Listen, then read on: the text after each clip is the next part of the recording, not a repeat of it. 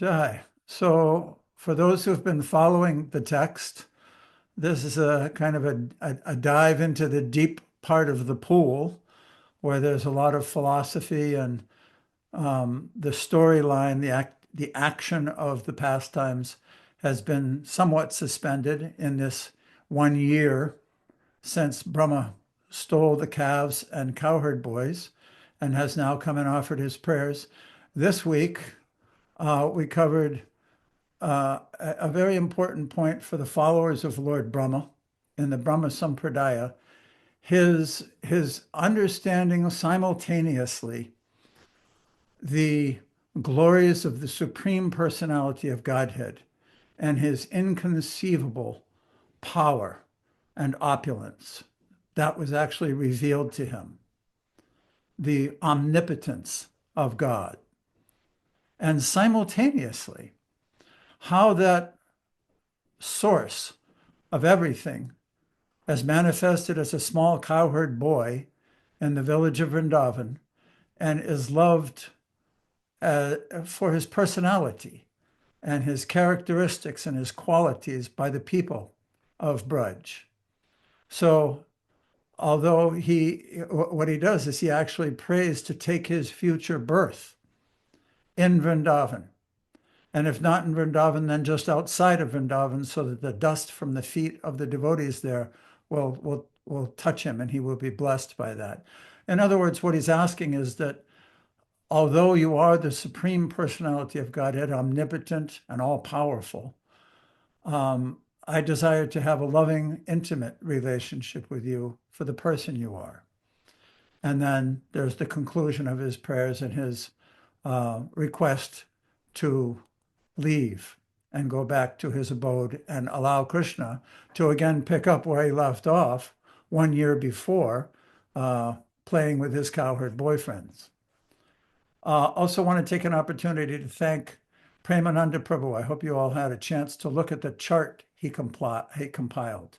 In text 30, in the purport to that text, Vishwanath Chakravarti Thakur compiled or presented an outline of several of the thematic concepts that Brahma presented in his prayers, and Premananda's chart captured that very nicely. So please take a look at that. So now we'll enter into the texts for this week. Samapriya, can you please choose someone and begin our reading? Yes, Hare Krishna, everyone. Happy Govardhan Puja. Indeed, a happy day, that's for sure. Okay, we're so fortunate to know about these things. Let's start off today. Manvantaraji, would you like to begin for us?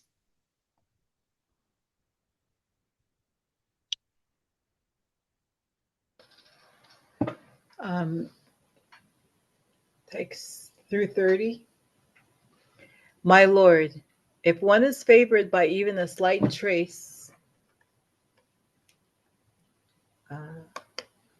of the mercy of your lotus feet, he can understand the greatness of your personality. But those who speculate to understand the Supreme Personality of Godhead are unable to know you, even though they continue to study the Vedas for many years. My dear Lord, I therefore pray to be so fortunate that in this life as Lord Brahma or in another life, wherever I take my birth, I may be counted as one of your devotees. I pray that wherever I may be, even among the animal species, I can engage in devotional service to your lotus feet. Visvanatha Chakravarti Thakur's commentary. Krishna said, O Brahma, crest jewels of all knowers of sadhana and sadhya, practice and goal. What is your desire after describing Gyan and Bhakti in your prayers? Consider carefully, Brahma, and pray for the most valuable thing. Indicating himself as a servant, Brahma replies to Sri Krishna, O Master, yes, I have discerned the most auspicious thing of all. Whether I get a high birth as Lord Brahma or a low birth as a deer for many years, with no chance for liberation, since I will lose the opportunity to attain bhakti, I pray to take birth as one of your devotees, either advanced or neophyte. Why don't you go on reading Manvantara? The next slide. Yeah. One who has attained a little result of devotional service can understand your glories. Even one striving for Brahma realization, or Paramatma realization cannot understand these features of your personality unless you bestow on him the result of at least a slight bit of devotional service. One may be the spiritual master of many impersonalists, or he may go on to the forest or to a mountain cave and meditate as a hermit for many, many years. But he cannot understand the glories without being favored by a slight degree of devotional service. Brahman realization or Paramatma realization are also not possible even after one searches for many, many years, unless one is touched by the wonderful effect of devotional service. Therefore, my Lord, I pray that I may be so fortunate that in this life or in another life, wherever I take my birth, I may be counted as one of your devotees. Wherever I may be, I pray that I may be engaged in your devotional service. I do not even care what form of life I get in the future, because I can see that even in the form of cows and calves or cowherd boys, the devotees are so fortunate to be always engaged in your transcendental loving service and association. Therefore, I wish to be one of them instead of such an exalted person as I am now, for I am full of ignorance. Oh, goodness. Okay, that's really jam-packed.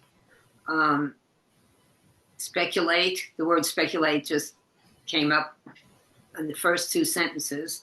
And devotional service, how do they have to do with each other, Manvantara?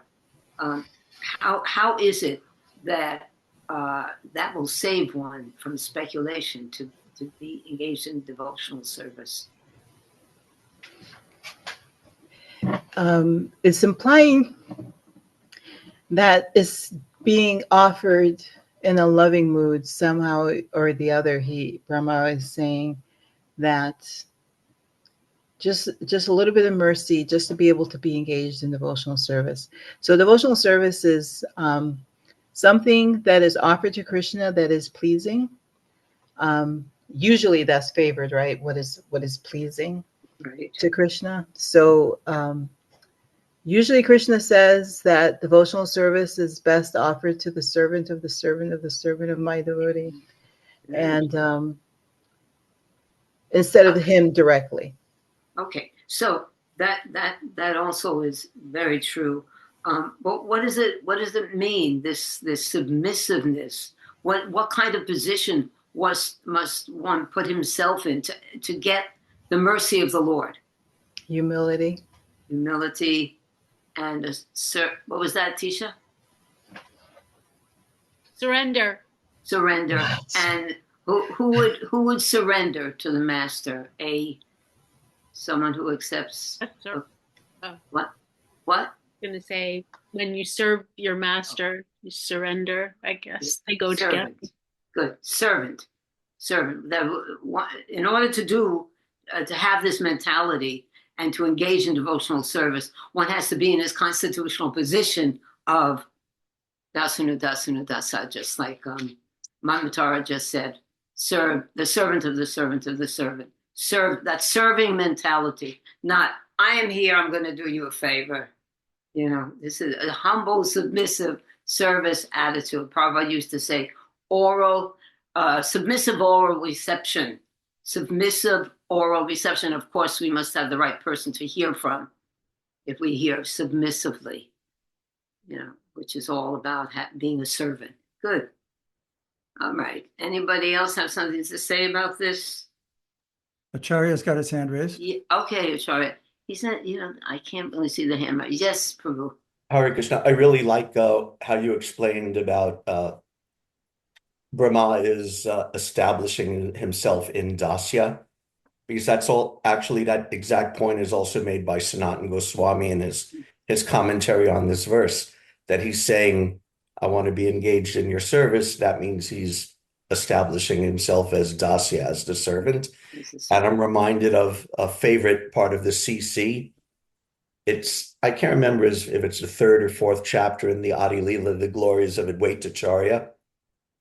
And there it's described how Lord Balaram is the first expansion of Krishna, and therefore he's the origin of Dasya Bhav. Yeah. And then there's a long discussion where all the great devotees in all rasas, in, Sakya and Madhurya, how actually Dasya, being the servant, is the basis of all of those. Good. So I'm really happy, and I really appreciated how you brought that up. Hare Krishna. Yeah, it's a foundational, and it's actually, you become relieved, isn't it? You become relieved to know that you're not in competition with Krishna, that you accept whatever situation. It's a real basic foundational point, and it's very relieving because you're in the right place. Thank you, everyone. Let's go on to the next slide. And Acharya, why don't you, let's see if Acharya. Actually, I was going to ask Faye, and I want you to read the next one after that, Acharya. Faye, why don't you go on? Would you like to read, Faye? Yes, Mataji, thank you. Hare Krishna. Hare Krishna. Srimad Bhagavatam 10.14.31, text 31. Saratha Darshini. This one. Okay. Almighty Lord, how greatly fortunate are the cows and the ladies of Vrindavan, the nectar of whose breast milk you have happily drunk to your full satisfaction, taking the form of their calves and children. All the Vedic sacrifices performed from time immemorial up to the present day have not given you as much satisfaction. Commentary. Brahma prayed, though totally unqualified, I have prayed to become your devotee. If you wish, you may fulfill it. Certainly, it is not proper for me to pray to attain the elevated stage of your devotees engaged in the spontaneous attraction of Vatsalabhav and other moods. I can only praise them. This is expressed in 2 verses. Okay, let's go on to the next one. And either Neil or you can continue. Commentary continued. You with your transcendental body, full of eternal bliss and knowledge, have taken the form of the cow herd boys and the calves to drink the nectarine milk from their mother's breasts with extreme bliss. With each mouthful, you experience ever-increasing bliss in your form as calves. You could not even tolerate the time it took to milk the cows. Without taking the form of the cow herd boys, it would not have been possible to drink the milk of so many different mothers. O powerful one, you took many forms out of extreme greed to drink. You could not even miss the nectar from one breast. Since they gave you so much bliss, there is no doubt that the bodies of the cows and mothers were transcendental, full of eternal knowledge and bliss. All the Vedic sacrifices performed by myself, Shiva, and others have time immemorial up to the present day with perfect action and mantra chanting, have not given you such satisfaction. Oh boy. So there's 2 distinct points being expressed here. Bliss, spontaneous love, and the sacrifices that are performed. Those 2 things. ritualistic sacrifices, which Brahma says they're not as pleasing. I see they're not as pleasing to you, ritualistic sacrifices, as drinking drinking the milk from the breasts of the gopis and the cows. So that's what I want to know. What does that mean?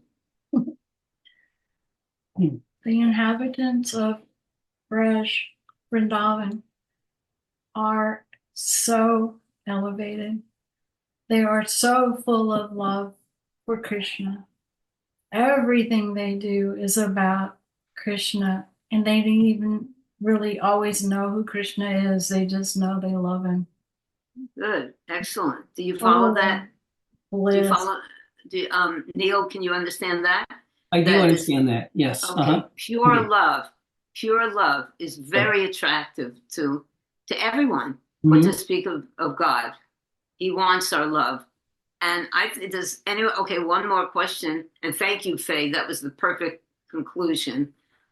Why, after getting together, so we see what it takes to make a sacrifice? So much ghee, so much endeavor, so much Lakshmi, so a lot of work to make a sacrifice, and this is not as pleasing as the pure love.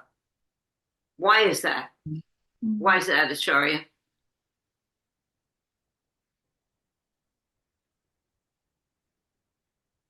Are you thinking?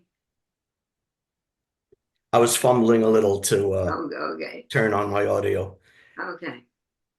Because those things are often indirect. I actually looked when you were just reading that. I actually looked up a verse that sort of talks about this. Could I share this from the Sure. from the first canto? The sages at Naimisharanya, we know the story how they got together to do this 100-year sacrifice to counteract the age of Kali. But they weren't really satisfied until they actually heard the Bhagavatam from Sutta. So they spoke this verse. Performance of this fruitive activity, a sacrificial fire, without certainty of its result, due to the many imperfections in our action. Our bodies have become black from the smoke, but we are factually pleased by the nectar of the lotus feet of the personality of Godhead Govinda, which you are distributing. So the sage, not only Krishna is not satisfied by it, but the devotees here at Naimisharanya, they also weren't satisfied by the ritualistic fire sacrifice. That's But when they interesting. heard about Krishna from Sutta Goswami, then they were satisfied. That's interesting. Thank you. Faye, That's did you from want to the say? 18th chapter of the first canto. Good. Thank you. Did you want to say something else about this, Faye? Only that I was trying to teach Neil a little bit about that, the sages this morning, and how that launched, and giving me a little bit about Sutta and Sukadev Goswami, so he could kind of narrow in how wonderful all of these events are. I see. Good. I tried to teach him a little bit about Gordon Hill too. Good. That's a good thing to teach today. Yeah, Govardhan Hill. all Good. of the sacrifices behind that. Indra wasn't even pleased by it, but Lord Krishna is pleased by love. Oh, good. That's a great example. Look at that. Good. This is perfect today. It's love or it's sacrifice. But of course, we know how much sacrifice love demands, right? Different kind, maybe. Pati, do you want to add something to this? Just noting a theme that Brahma is developing is that, let me go back to this first verse, the actual verse. No, back up one more. He's talking about, my dear Lord, I therefore pray to be fortunate. This one. Those who speculate, yeah. He's basically talking about bhakti. If one is favored by a slight trace of your mercy, of your lotus feet, he can understand your greatness of your personality. Your personality being what's revealed to one who gets the mercy. But those who speculate to understand the Supreme Personality of Godhead are unable to know you. even though they continue to study the Vedas for many years. Then he goes up to this verse we just read about the sacrifices, and how he's hey, my slides are giving me a hard time. How he's appreciating the I had some technical difficulty. I pressed the wrong button on my keyboard. He's appreciating bhakti. And he's ultimately going to come to the point he just said in the last verse. We said that I pray that whatever I be, that I engage in your devotional service. And ultimately, this is a threading to please let me take birth in Vrindavan. We'll come up to that. Just wanted to point that out, that it's a thread that's developing. Yeah. That's what a desire. Yes. Okay, thank you. What Okay, slide let's go. number are we on, Sama? We are, I'll tell you in a I sec. lost one.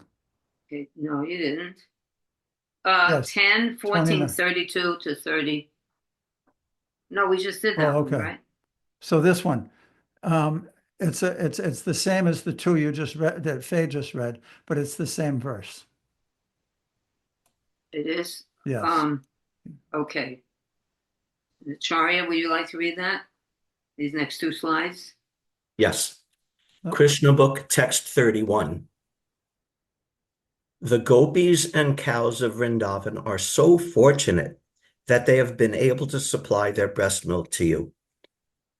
Persons who are engaged in performing great sacrifices and offering many valuable goats in sacrifice cannot attain the perfection of understanding you, but simply by devotional service, these, I'm sorry, where am I? Good question.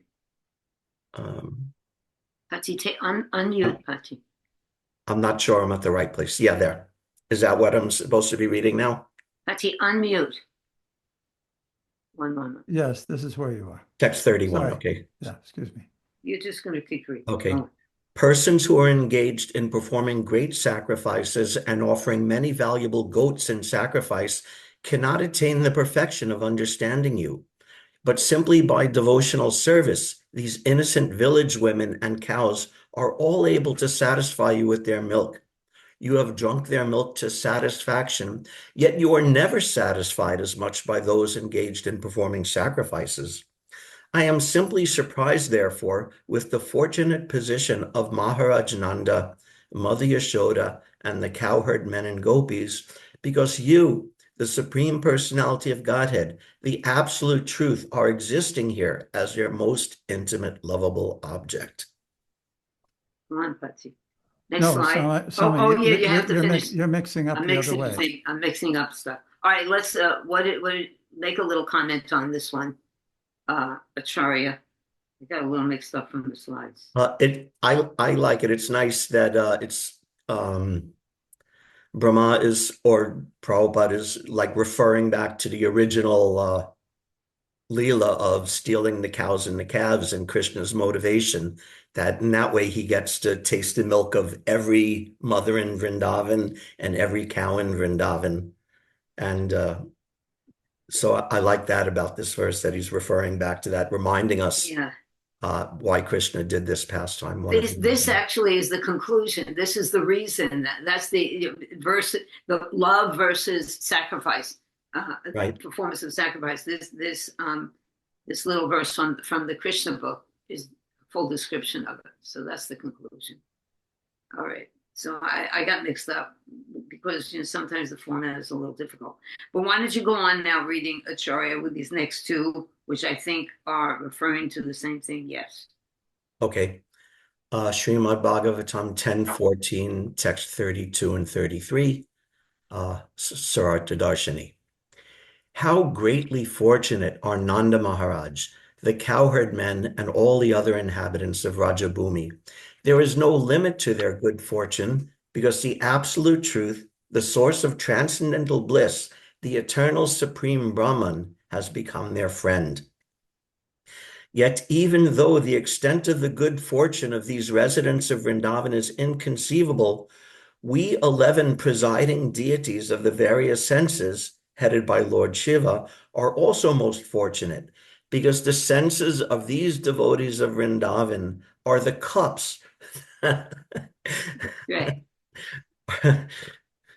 are the cups through which we repeatedly drink the nectarian, intoxicating beverage of the honey of your lotus feet. Commentary. All the inhabitants of Vrindavan, ruled by Nanda Maharaj, down to the birds and beasts, were fortunate. What then to speak of Nanda himself and his cowherd men? Who can describe the fortune of those who became the friends of Paramanandam Brahma Sanatanam? It is indescribable.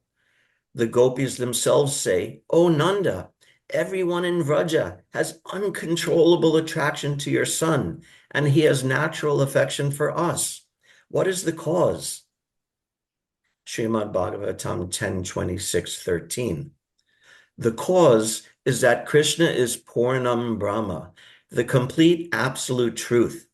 Therefore, the inhabitants of Vraja give the topmost bliss to Krishna and receive the topmost bliss in return.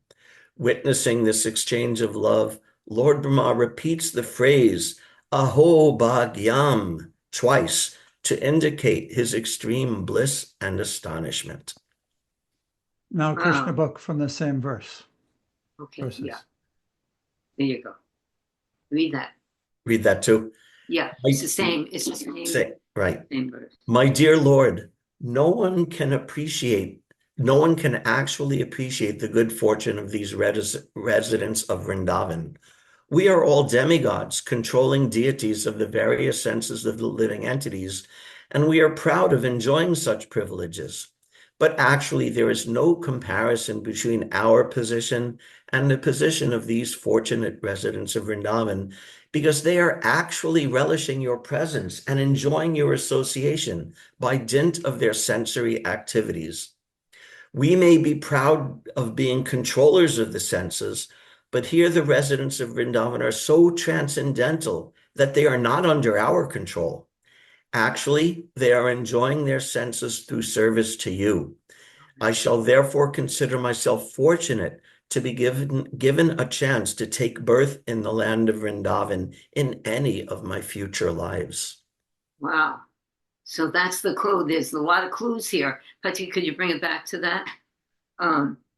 The residents of Vrindavan are not under the control of the senses, under the control of the demigods. They're under the control of using their senses for Krishna. So, and say something about this uncontrollable attraction, the uncontrollable attraction that seemed to stick out to me, that's the reason why they are getting so much mercy. Right, because there's nothing else they want. That's their only desire, is pleasing Krishna, serving Krishna, the association of Krishna. And that's why they're not under the control of the material senses. Good. That's so many places described, like in Bhakti Rasamrita Sindhu, described how when you advance in devotional service, the pleasure is so great that first you lose all your attraction for material enjoyment, Yeah. and then you even lose your attraction for Brahmananda, and then it becomes so intense that you can't even perceive. Like material enjoyment is not even a concept that you perceive or make sense to you anymore. Right. What about? I saw you kind of chuckling when you read the part about the cups. Yeah, I really love that. So is that a material thing or is that a spiritual thing? Well, I don't know. It's a little of both, and I really liked how Prabhupada is explaining it a little differently, and Vishwanath Chakravarti is explaining it a little differently.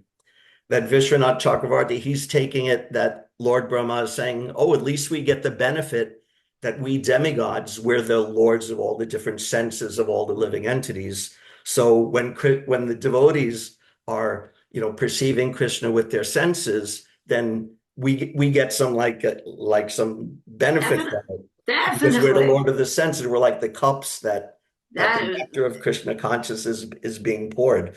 So I like that Vishwanath Chakravarti is taking almost like a positive side of the demigods as the Lord of the senses. That's beautiful. Yeah, but then in Prabhupada's commentary, he says, "Oh, they're merely the the controllers of the senses, but the devotees are beyond that control. So I like how it's looking at it from two different Oh, angles. good, good. And I just You thought know, it was a funny and beautiful analogy. right. There's a place that where the residents of Vrindavan are being very joyful because the trees are the parents of the bamboo flute, and Yeah. they're feeling great joy that their descendant is kissing Krishna while he's playing him, and in that portion of the Krishna book, Prabhupada saying that parents, the mothers and the fathers, they get great pleasure when they see their descendants engage in devotional service to Krishna. So Right. in a way, when the demigods who are devotees see that the living entity is using their senses, which they're in charge of, in the service of the Lord, they get great pleasure. Yeah. That's Yeah, also they're actually seeing that, control of the senses, which if they're in a bewildered state, which the demigods sometimes are, they may be thinking that I'm in controller, but when they're in a state of, servitude and humility like Lord Brahma, instead he sees that, oh, this is, I'm offering some service and I'm getting some yeah, benefit. good. It's almost like if somebody gives you some Mahaprasad. And it's so good, you can't understand how it's spiritual, but because you're feeling like every part of you is enlivened, you get some really good burfi, but simultaneously you're making spiritual advancement. Such a nice process. Yeah, beautiful explanations. Very nice. Okay. All right, let's go on. Thank you, everyone. Ian, would you like to continue reading? Thank you, Acharya-ji. Okay, where are we? There Hare you are. Krishna, everyone. Hare Krishna. Okay, so text 34. My greatest possible good fortune would be to take any birth, whatever, in this forest of Gokul, and have my head bathed by the dust falling from the lotus feet of any of its residents. The entire life and soul is the supreme personality of Godhead, Mukunda, the dust of whose lotus feet is still being searched for in Vedic mantras. Commentary. I've given up my control of the universe, the quest for future liberation. But now, how can I get the dust of the feet of the inhabitants of Braj? Thinking thus, Brahma speaks with certainty. And next is Krishna book. Same concept. Go on. Krishna book, text 34. My dear Lord, I am therefore not interested in either material opulences or liberation.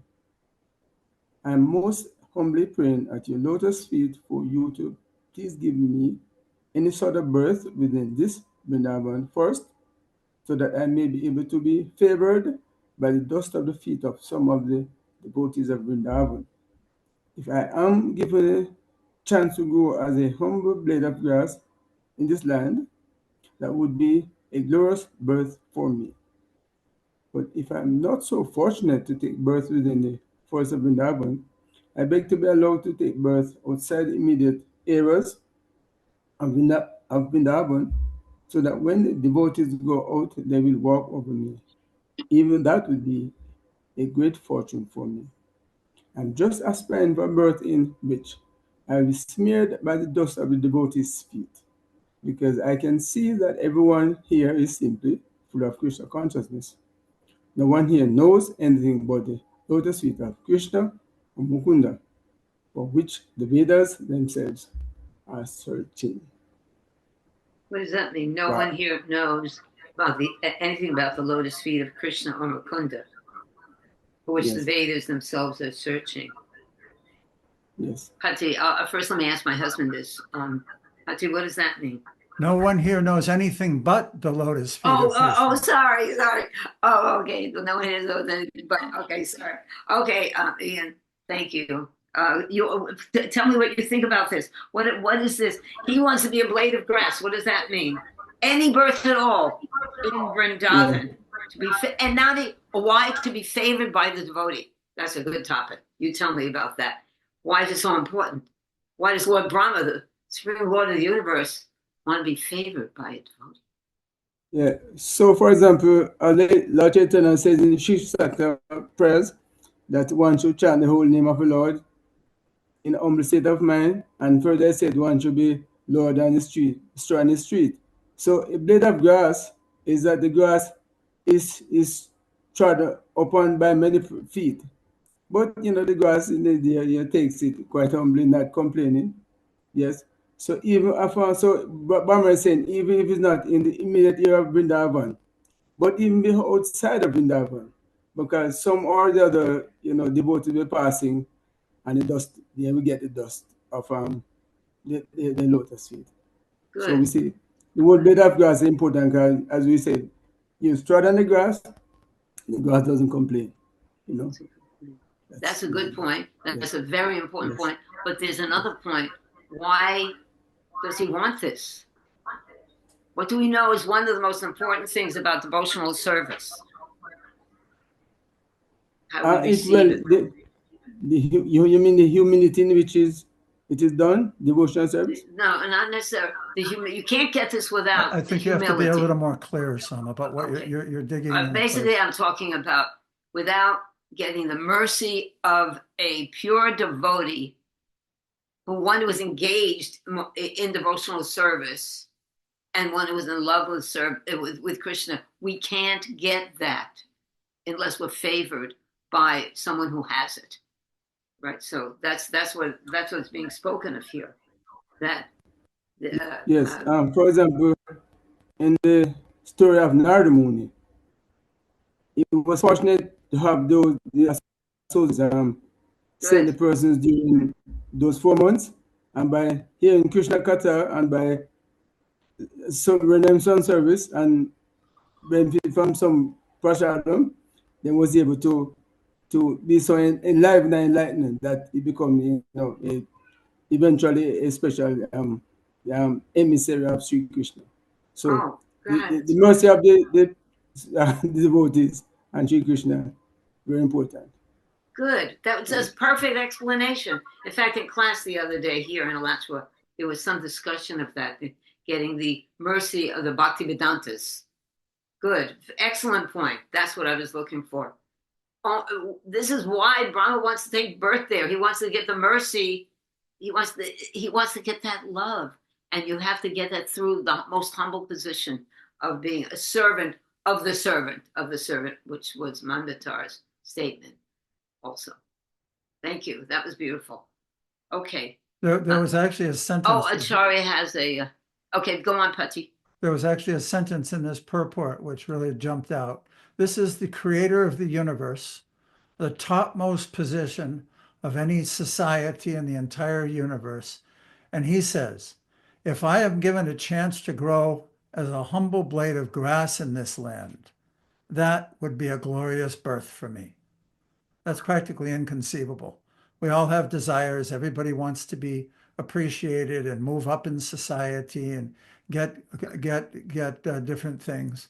And he's been, in the course of the events that have taken place, he's finally seeing with crystal clarity how useless all of that is in comparison with the love of these people. Wonderful. That's perfect. One moment, Acharya. Also in class today, there was a mention of Uddhava, who also wanted to be a bush in Vrindavan and get the dust of the lotus feet. And then he all of a sudden appeared to perform another pastime. But he also, all the great devotees are acharyas, want that simple, humble position to get the mercy of the pure devotees. Acharya? Yeah, I also really like that Lord Brahma is being so humble that he's praying for this to be a creeper in Vrindavan, but then he's actually admitting, well, actually, I might not be qualified to be a creeper in Vrindavan. So can I be a creeper at least outside of Vrindavan? So when the devotees are coming and going, I might get some of their dust. That's even like a whole nother like level of humility, that even a creeper in Vrindavan might be beyond his reach. And this is the Lord of the universe. This is Lord Brahma, who knows everything. He's in charge of everything. And he's actually the first person in our sampradaya. So that means we have to follow him. We have to follow him in that humility. All right, let's go on. Tisha with the smiling face. Please read for us. Hare Krishna. Srimad Bhagavatam 10:14-35, text 35 from Saraka Darshani. Wait a minute, text 36, isn't it? Oh, wait a minute. I'm mixed up now. Didn't the charge just... Oh, it's 35. Sorry. It's very confusing to me. Okay. Good. Okay. Sorry. My mind becomes bewildered just trying to think of what reward other than you could be found anywhere. You are the embodiment of all benedictions, which you bestow upon these residents of the cowherd community of Vrindavana. You have already arranged to give yourself to Putna and her family members in exchange for her disguising herself as a devotee.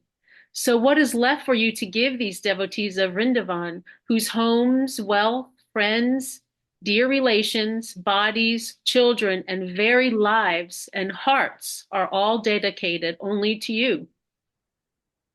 Krishna book, text 35 from Srimad Bhagavatam 10.14.35.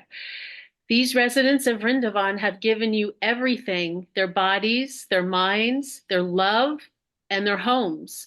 Everything is being utilized for your purpose. So how will you be able to repay their debt? You have already given yourself to Putna. I surmise that you shall ever remain a debtor to the residents of Vrindavan, being unable to repay their loving service.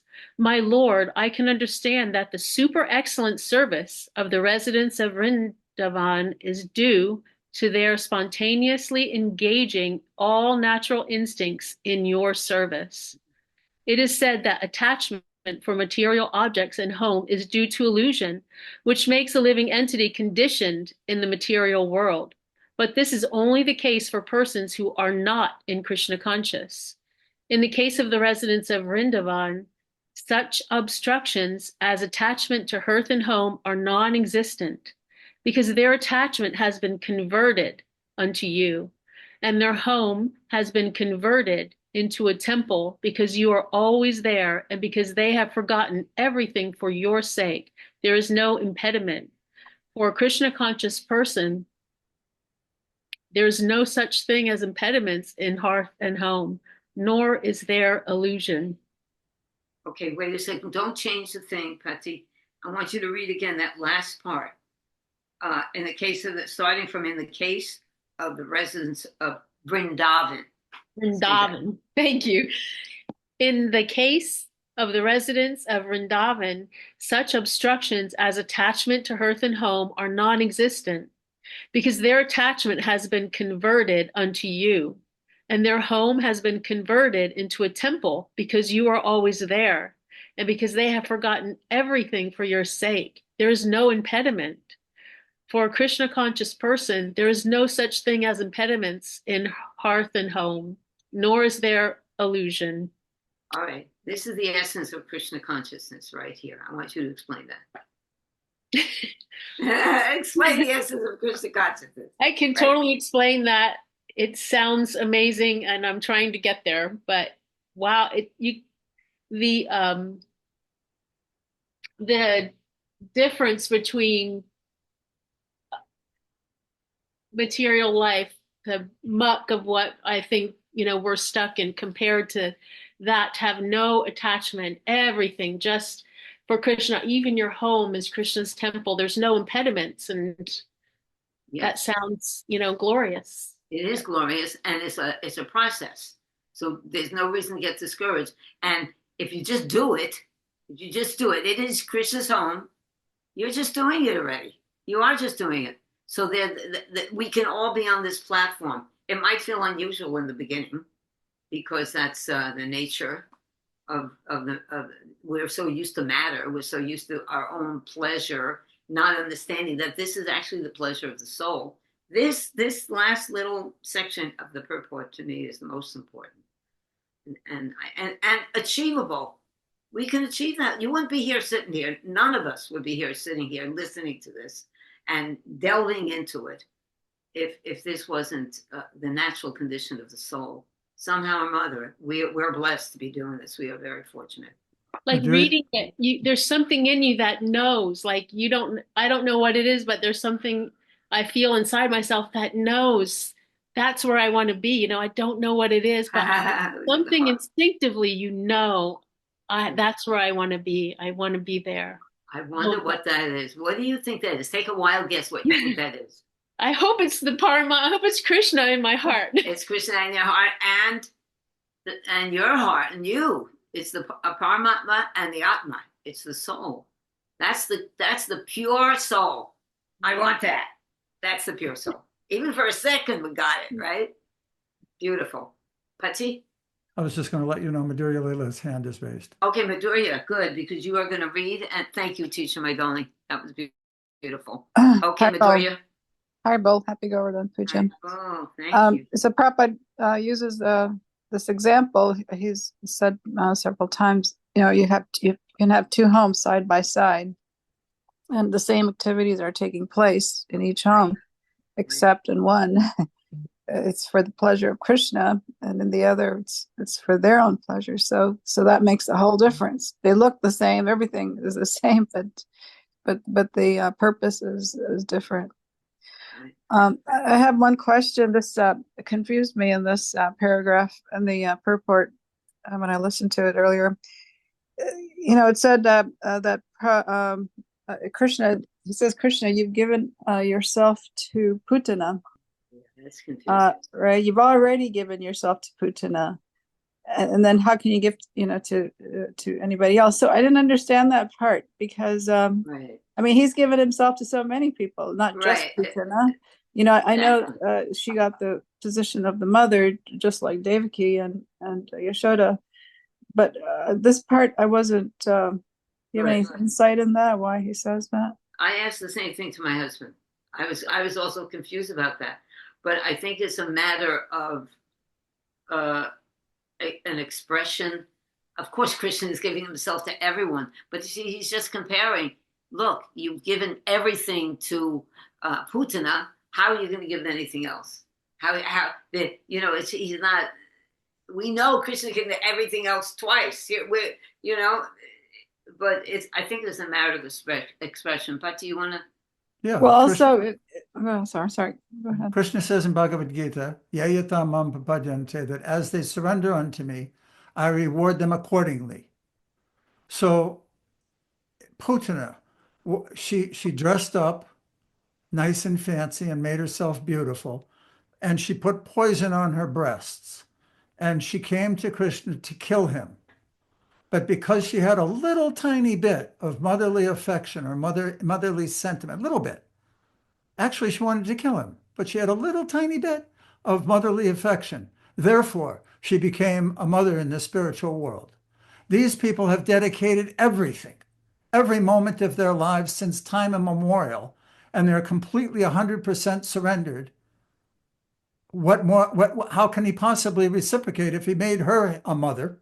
What are they going to get? Okay, What can he give them? Go on, Madhurya. All right. Yeah. Also, I was going to, in the same vein, when he's talking to the gopis, that how can he repay them, because they've given everything they can, but he's so unlimited. He's unlimited. So how can he give everything? Right? He's unlimited. So he can never repay them the way they have. He can't do it. He can't compare. Can't compete. Right. But in terms of Putana, it's because I think it's just as we just described, it's kind of a comparison. In other words, Brahma is seeing that you gave the greatest gift of you appreciating sucking the milk of these women, and you gave the same thing to Putana. So how can you possibly repay them if you've given her that opportunity as well? Okay, could I say this before? I just forgot it now. I just remembered it real quick. In the Briya Bhagavatamrita, Uttara asks the same question of her son and says, how can, and she's talking about the Pandavas who are extremely exalted, and comparing them to the residents of Vrindavan. How I can't rest easy, she says. I can't. How could I know that they have the same destination as the gopis and the residents of Vrindavan who have given everything to Krishna? I mean, there's levels of everything. There is levels of the word everything, you know. So she's also bewildered. How can they go to the same place? They might become mother, but in a different. And there's different levels of this. You know, even in the spiritual world, Putana is on one level. I mean, and the whole story of Kubja is also talking about the different levels of different races. You know, so though someone might become a mother, there's mothers, and then there's mothers. You know, and then am I making sense? You understand that? It was a direct example in the Brihat. Patti, you discussed that because we talked about it a lot. I think we've covered it. Yeah, everyone understands that there's different levels of perfection, different levels of perfection. You know, there's devotees and devotees, and there's surrendered and surrendered. Even Uttara is saying, how can the Pandavas and the residents of Vrindavan have the same future? You know, even in spiritual life, there's different degrees of surrender, okay, we'll go on. We'll go on. Thank you. Madhurya, why don't you read? Thank you, Tisha. This is Srimad Bhagavatam 10:14-36. Text 30, Sarartha Darshini. My dear Lord Krishna, until people become your devotees, their material attachments and desires remain thieves. Their homes remain prisons, and their affectionate feelings for their family members remain foot shackles. Commentary. Sannyasis will object that the inhabitants of Braja, who are all householders, have fallen into a network of material life, bound by attachment to wife, children, and a host of other persons and things. Brahma replies, yes, that is true for most materialistic grihastas. However, what to speak of the householders of Braja? Even your ordinary devotees in other places are superior to these sannyasi critics. Attachment, hatred, and other material emotions are great thieves because they steal the great treasure of pure bliss from the soul. Excuse me. When they become your devotees, they develop attachment for bhakti and aversion to things obstructing bhakti, and then they repose all their love in you. In this way, the thieves of material attraction, hatred, and love become sanctified by becoming fixed in you, and then help the devotees by giving him spiritual bliss, knowledge, and a host of advantages. In that same way, home, which was formerly a prison cell created by favorable and unfavorable karmic reactions, becomes for your devotee a place filled with service to you. Thus, when a devotee awakens his affection to you, then the bewilderment from objects such as his wife and son become a cause for expressing his prema to you. The residents of Braja have thousands of times more love for you than householders who live in their places. Though you are the Purana Brahma, you show yourself as dependent upon these Premika Bhaktas by taking the form of their son, friend, or lover to become their submissive servant.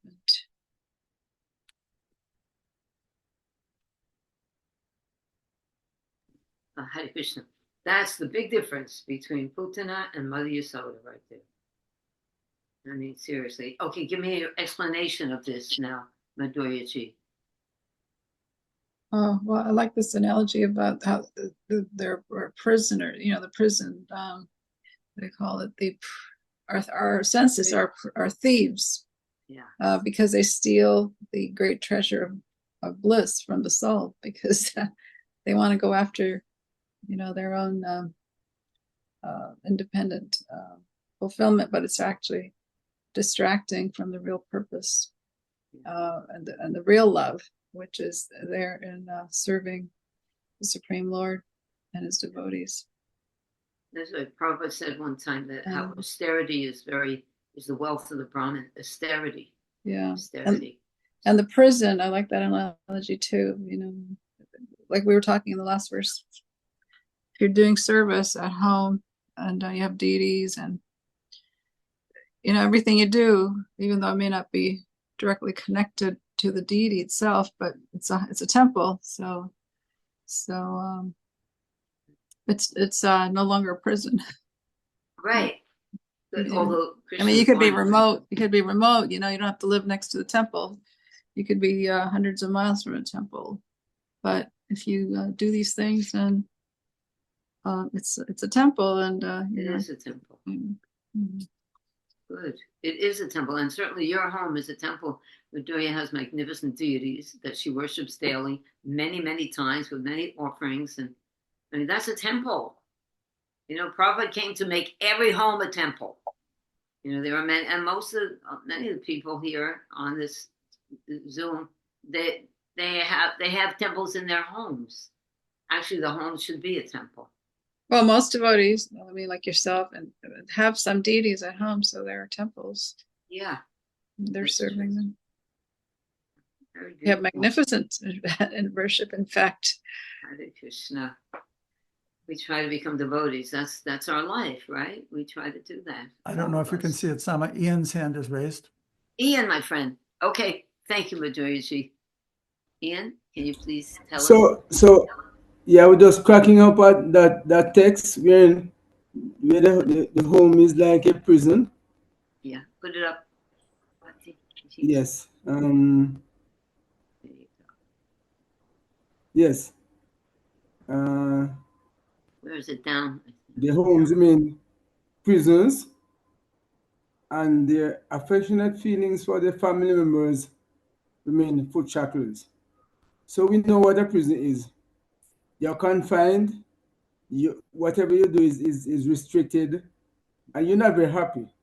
Although we say we're happy in our homes, and also foot shackle restricts your movement. You're not be able to go very far because of the shackle. So I'm cracking up saying that in the material world, most of us, maybe 99.9% of us, are working towards family, home, and all those things.